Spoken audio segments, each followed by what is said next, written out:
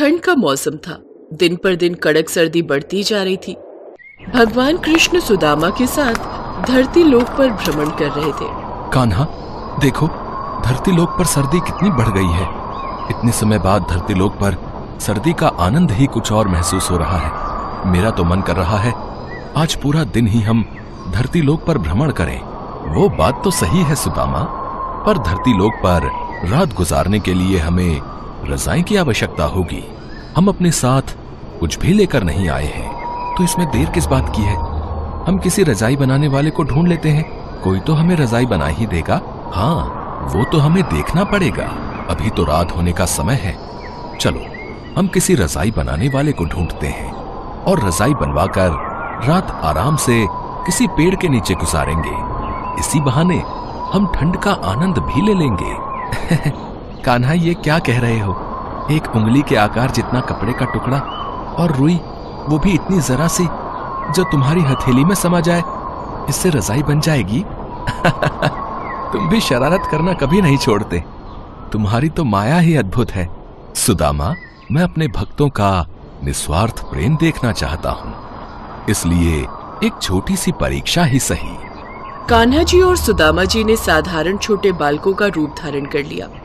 कान्हा ने अपने एक हाथ में कपड़े का एक छोटा सा टुकड़ा और एक हाथ में थोड़ी सी रुई ले ली और रजाई बनवाने के लिए वो सभी रजाई वालों के पास घूमते रहे, पर कोई भी रजाई वाला उनकी रजाई नहीं बना रहा था।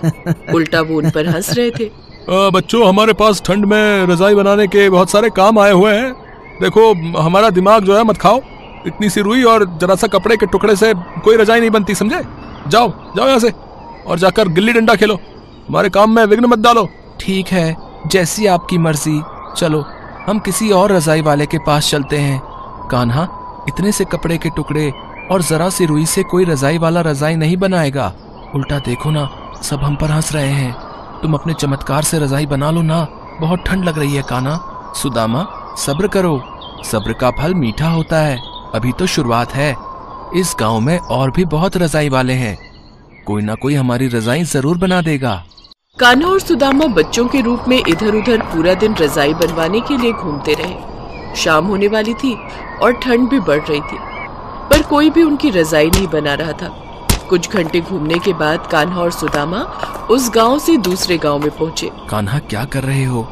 पिछले कितने सारे गांव में हम घूम लिए, पर कोई भी हमें रजाई नहीं बना कर दे रहा। अब इस गांव में पहुंचते पहुंचते रात होने वाली है, अभी भी किसी ने रजाई नहीं बनाई, तो तुम क्या करोगे? सुदामा, तुम खुद ही तो कहते हो कि ठंड का आनंद लेना है। अब ये ठंड में घूमकर तुम ठंड का आनंद ही तो ले रहे हो। चलो एक दो जगह और पूछते हैं। वो सामने एक रजाई वाला दिख रहा है, चलो उससे पूछते हैं। कान्हा और सुदामा उस रजाई वाले के पास पहुंचते हैं।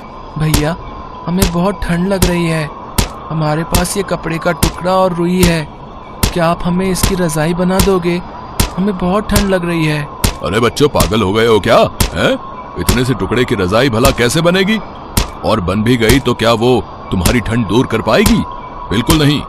मेरे पास तुम्हारी इन फालतू की चीजों के लिए समय नहीं है, समझे? जाओ अपने माता पिता के पास वापस लौट जाओ।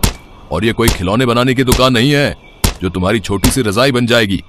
मेरे पास और भी बहुत काम है। कान्हा, रहने दो, ये हमारी रजाई नहीं बनाएंगे। चलो यहाँ से चलो। कृष्ण जी और सुदामा वहाँ से जाने लगे, तभी एक बूढ़े बुढ़िया जो एक टूटी फूटी झोपड़ी के बाहर बैठे आग सेक रहे थे, उन्होंने कान्हा जी को आवाज लगाई। बच्चों, यहाँ आओ, हम तुम्हारी रजाई बना देंगे। हाँ बच्चों, यहाँ आओ, लाओ, रजाई बनाने का ये सामान हमें दे दो। आप हमारी रजाई बना दोगे? हाँ बच्चों, मैं पहले रजाई ही बनाता था। अब उम्र के साथ साथ मेरी नजरें कमजोर हो गई हैं, इस वजह से मैंने रजाई बनाना छोड़ दिया। सुनो जी, बच्चे बड़े मासूम हैं, लगता है खेलने के लिए रजाई बनवा रहे हैं। तुम इनकी सुंदर सी रजाई बना दो, दोनों बच्चे खुश हो जाएंगे। हाँ जानकी, तुम चिंता मत करो, मैं इनके लिए बहुत सुंदर रजाई बना दूंगा। लाओ, ये टुकड़ा और रुई मुझे दो। कान्हा ने मुस्कुराते हुए वो कपड़े का टुकड़ा और रुई उन बूढ़े आदमी के हाथ में दे दी। तब तक बूढ़े आदमी की पत्नी कान्हा और सुदामा के लिए कुछ खाने पीने का सामान भी ले आई। उनके लिए तो वे दोनों साधारण बालक ही थे। उन्हें क्या पता था कि वो तो साक्षात कान्हा की रजाई बना रहे हैं। अब समय था कान्हा के चमत्कार का। जैसे जैसे बूढ़ा आदमी रजाई बनाता गया, वैसे वैसे रजाई का आकार बढ़ने लगा। वो बूढ़ा आदमी और उसकी पत्नी दोनों हैरान रह गए कि ये सब क्या हो रहा है। वो घबरा गए। तभी कान्हा और सुदामा असली रूप में आ जाते हैं। अपने सामने साक्षात भगवान कृष्ण और सुदामा जी को देखकर वो बूढ़े बुढ़िया चौंक जाते हैं। साक्षात भगवान हमारे सामने, हमारी बूढ़ी आंखों पर हमें यकीन नहीं हो रहा। प्रभु आप स्वयं। घबराओ नहीं बूढ़े बाबा, ये सब कान्हा की ही माया है। हाँ बाबा, हम तो धरती लोक पर सबकी परीक्षा ले रहे थे और आप परीक्षा में उत्तीर्ण हो गए। इसलिए मैं आपको आपकी निस्वार्थ सहायता के लिए उपहार देना चाहता हूं। अब आपके दुख और गरीबी के दिन दूर हो जाएंगे। वो बूढ़े बुढ़िया देखते हैं कि जो रजाई उन्होंने बनाई थी उसकी जैसी बहुत सारी रजाइयों के ढेर वहां लग जाते हैं। आपने हमारे लिए रजाई बनाई, इसलिए मैं आपको ये सारी रजाइयां उपहार में दे रहा हूं। अब इन्हें बेचकर खूब पैसे कमाओ। मेरा आशीर्वाद सदैव आप दोनों के साथ रहेगा। वो बूढ़ा आदमी और उसकी पत्नी दोनों हाथ जोड़े खड़े थे। उसके पश्चात भगवान कृष्ण और सुदामा अंतर्ध्यान हो जाते हैं। अगले दिन जब आसपास के सभी रजाई बनाने वालों को ये बात पता चली तो उन्हें अपने ऊपर बहुत पछतावा हुआ कि उन्होंने साक्षात भगवान कृष्ण को नहीं पहचाना। सब उनसे मन ही मन क्षमा प्रार्थना करते हैं। वे सब उन बूढ़े बुढ़िया की बहुत प्रशंसा करते हैं कि वो दोनों बहुत किस्मत वाले हैं कि उन्हें साक्षात भगवान के दर्शन हुए और उनकी रजाई बनाने का सौभाग्य प्राप्त हुआ। एक बार भगवान शंकर तपस्या से उठे तो माँ पार्वती उनके पास आई और बोली, स्वामी आप सारा दिन पर्वत पर बैठे रहते हो और मैं सारा दिन घर का कामकाज करती हूँ, भूखी प्यासी बैठी रहती हूँ। आप कुछ नहीं कमाते हो, मैं क्या खाऊं, क्या बच्चों को खिलाऊं? आपने कभी इस ओर ध्यान भी दिया कि परिवार कैसे चलेगा? माँ पार्वती की बातें भगवान शंकर ध्यान से सुन रहे थे। आप मेरी एक बात मानोगे स्वामी? मैंने तुम्हारे साथ फेरे लेते हुए 7 वचन निभाने का वादा किया था। तुम कहो तो मैं तुम्हारी बात अवश्य मानूंगा। तो फिर ठीक है, एक काम करो, आप वृंदावन चले जाओ। एक आपका अपना नंदी बैल तो है ही और एक बैल आपका वहाँ कन्हैया से मांग लेना। कन्हैया के खेत हैं, आप वहाँ पर खेती करना और जो फसल उगे उसे ले आना, कुछ तो काम चलेगा। लेकिन एक बात का ध्यान रहे स्वामी, आप वहाँ जाकर कन्हैया से कहना कि आप खेती ऊपर की लोगे और नीचे का हिस्सा कन्हैया को देना। ठीक है देवी पार्वती, मैं अभी नंदी बैल पर बैठकर वृंदावन जाता हूँ। इसके पश्चात भगवान शंकर अपने बैल नंदी पर बैठ गए और कन्हैया जी के पास जाने लगे। रास्ते में नंदी बैल उनसे बोला, प्रभु हम जा तो रहे हैं लेकिन ये कन्हैया बहुत चालाक हैं, बहुत तेज हैं। कोई नहीं, जो होगा सो देखा जाएगा। मैंने पार्वती को वचन दिया है कि अब मैं खेती करके ही लौटूंगा। और फिर इसके पश्चात शंकर जी अपने बैल नंदी के साथ कृष्ण जी के द्वार पहुँचे और अपना शंख बजाने लगे। शंख की आवाज सुनकर कृष्ण जी द्वार खोलते हैं तो उनके सामने भगवान शंकर खड़े थे।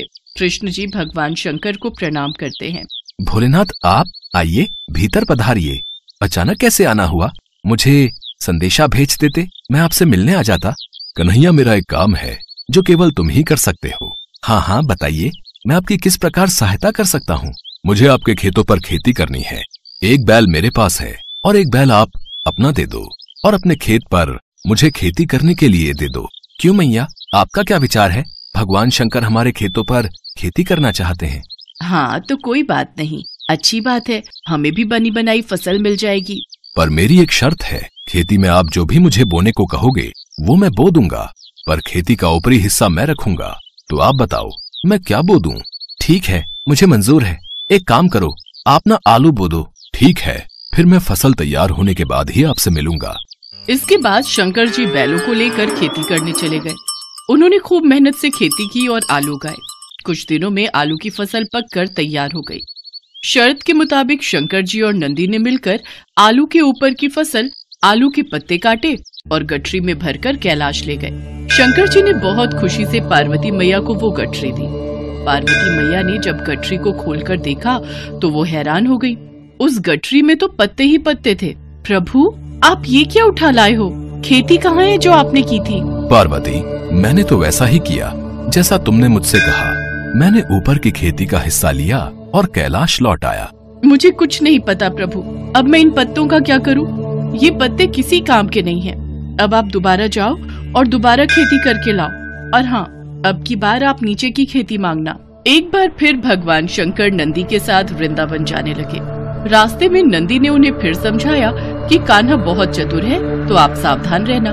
शंकर जी ने फिर से वही कहा कि जो होगा देखा जाएगा। कन्हैया, मुझे आपके बैल और खेत फिर से चाहिए। मुझे एक बार फिर खेती करनी है, पर इस बार मेरी शर्त ये है कि मैं खेती नीचे की लूंगा, ऊपर की आप रखना।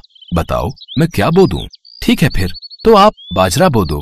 कृष्ण जी के कहने पर शंकर जी ने बाजरा बो दिया और खेती की, उसकी अच्छे से रखवाली की और कुछ ही समय में बहुत अच्छी बाजरे की फसल उगाई।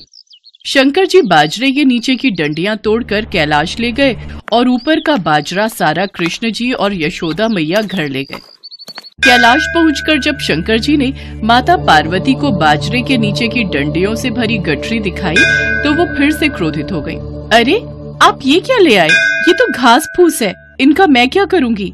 इसमें बाजरे के दाने कहाँ हैं? पार्वती, मुझे तो तुमने कहा कि मैं नीचे की खेती ले आऊं, इसलिए ऊपर की खेती मैंने कन्हैया को दे दी। मुझे कुछ नहीं पता, मैं क्या बनाऊं और क्या खिलाऊं। आप एक बार फिर से जाओ और इस बार कन्हैया से कहना कि ऊपर और नीचे दोनों की खेती आप ही रखोगे। ठीक है पार्वती, जैसा तुम कहो, मैं फिर से जाता हूँ। चलो नंदी। शंकर जी कन्हैया के द्वार पर पहुँचे और उनसे फिर से खेती करने के लिए कहा। कन्हैया, इस बार ऊपर और नीचे दोनों की खेती मैं ही लूंगा। बताओ मुझे क्या बोना है? ठीक है, इसमें मुझे कोई आपत्ति नहीं है। आप इस बार मक्का बोलो। इस बार आप ऊपर और नीचे की खेती ले लेना और जो बचेगा वो मैं रख लूंगा। शंकर जी फिर से खेती करने लगे। कुछ ही समय में मक्का की बहुत अच्छी फसल उगाई। कृष्ण जी यशोदा मैया के साथ मिलकर बीच का हिस्सा यानी कि मक्का तोड़कर घर ले गए और ऊपर और नीचे की फसल भगवान शंकर कैलाश पर्वत पर ले आए। इस बार नंदी और भगवान शंकर बहुत खुश थे कि ऊपर और नीचे की दोनों खेती देखकर माता पार्वती बहुत खुश होंगी। पर जैसे ही उन्होंने माँ पार्वती को खेती की गठरी पकड़ाई, जिसे देखकर माँ पार्वती अपना सिर पकड़कर बैठ गई। अरे, ऊपर और नीचे की फसल तो ले आए, पर इसमें भुट्टा कहाँ है? पार्वती, तुमने ही तो कहा था कि ऊपर की और नीचे की खेती लेकर आऊं, इसलिए मैं ऊपर और नीचे की खेती ही तो लेकर आया हूँ। अब मैं भोला भाला, जैसा तुमने मुझसे कहा मैंने वैसा ही किया। तभी कृष्ण जी आते हैं। माँ पार्वती, भोलेनाथ बिल्कुल उचित कह रहे हैं। भोलेनाथ को तभी तो भक्त भोले बाबा कहते हैं। भोलेनाथ तो भाव के भूखे हैं। प्रेम से जो भी इनको कुछ भी अर्पित करता है वे ग्रहण कर लेते हैं।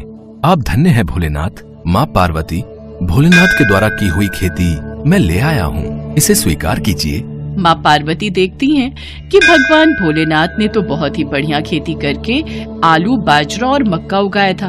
वो खुशी से फूली नहीं समाती। कुछ भी कहिए स्वामी, पर आपने नंदी और कान्हा के बैलों के साथ मिलकर बहुत बढ़िया खेती की है।